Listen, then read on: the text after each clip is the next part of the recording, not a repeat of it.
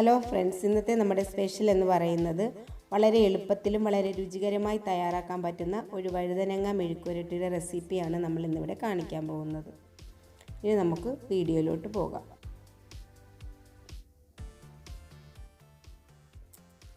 അതിനായി നമ്മളിവിടെ ഒരു പാൻ അടുപ്പിൽ വെച്ചതിന് ശേഷം ഒരു 2 സ്പൂൺ വെളിച്ചെണ്ണ ഒഴിച്ചു കൊടുക്കുക. 1/2 ടീസ്പൂൺ കടുകിട്ട് കൊടുക്കുക. കടുകെല്ലാം ഒന്ന് പൊട്ടി വരുമ്പോൾ 2 വറ്റൽമുളക് അരിഞ്ഞത് ഇതിലേക്ക് ഇട്ട് കൊടുക്കുക.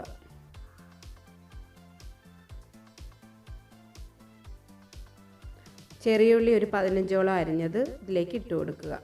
ചെറിയുള്ളി ഇടുന്നതാണ് ഈ വഴുതനങ്ങ മെഴുക്കുവരട്ടിയുടെ വളരെ ടേസ്റ്റായിട്ട് കിട്ടുന്നത്. ചെറിയുള്ളി ഇട്ട് ചെയ്യുമ്പോഴാണ്. ഇനി നമ്മൾ കത്രിക്ക ഒരുവിധം വലിയ കഷ്ണങ്ങളായി അരിഞ്ഞ് വെള്ളത്തിലിട്ടതിന് ശേഷം ഉപ്പും മഞ്ഞൾപ്പൊടിയും തേച്ച് വെച്ചിരുന്നതാണ്. ഒരു 10-20 മിനിറ്റ് ഇത് റെസ്റ്റ് ചെയ്യാൻ വെച്ചതിന് ശേഷമാണ് നമ്മൾ ഈ ഉള്ളി വഴണ്ടതിലേക്ക് ഈ കത്രിക്ക ഇട്ട് കൊടുക്കുന്നത്. തീരെ ചെറിയ കഷ്ണമായി പോവുകയാണെങ്കിൽ വഴുതനങ്ങ എല്ലാം കുക്കായി വരുമ്പോൾ ഇത് കുഴഞ്ഞു പോകാൻ ചാൻസ് ഉള്ളതുകൊണ്ട് ഒരുവിധം വലിയ കഷ്ണങ്ങളായിട്ട് വേണം വഴുതനങ്ങ കട്ട് ചെയ്യുവാൻ.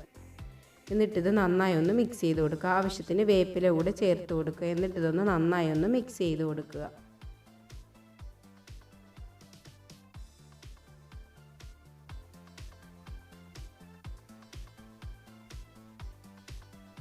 ഇതെല്ലാം ഒന്ന് നന്നായി മിക്സായി കഴിയുമ്പോൾ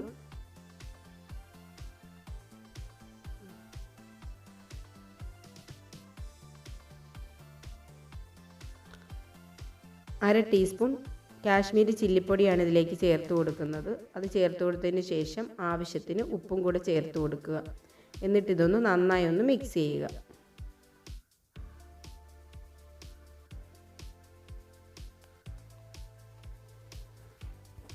ഇത് നമുക്ക് ചോറിൻ്റെ കൂടെയും ചപ്പാത്തിക്കും ഒക്കെ കഴിക്കാൻ പറ്റുന്ന നല്ലൊരു മെഴുക്കുവരട്ടിയാണിത്.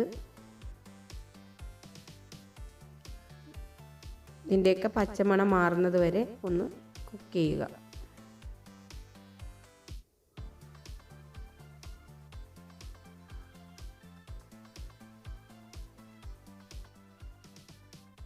അപ്പം നമ്മുടെ മെഴുക്കുവരട്ടി തയ്യാറായി കഴിഞ്ഞു. ഇനി ഇത് നമുക്കൊരു പ്ലേറ്റിലേക്ക് സെർവ് ചെയ്യാം. വളരെ എളുപ്പത്തിലും വളരെ രുചികരമായും തയ്യാറാക്കാൻ പറ്റുന്ന ഈ മെഴുക്കുവരട്ടി നിങ്ങളും ഒന്ന് തയ്യാറാക്കി നോക്കുക. ഞങ്ങളുടെ ഈ വീഡിയോ ഇഷ്ടപ്പെട്ടെങ്കിൽ ഞങ്ങളുടെ ചാനൽ ലൈക്ക് ചെയ്യുക, ഷെയർ ചെയ്യുക, സബ്സ്ക്രൈബ് ചെയ്യുക. അടുത്തുള്ള ബെല്ലൈക്കൺ ക്ലിക്ക് ചെയ്യുകയാണെങ്കിൽ ഞങ്ങളിടുന്ന തുടർന്നുള്ള വീഡിയോയുടെ നോട്ടിഫിക്കേഷൻ നിങ്ങൾക്ക് ലഭിക്കുന്നതായിരിക്കും.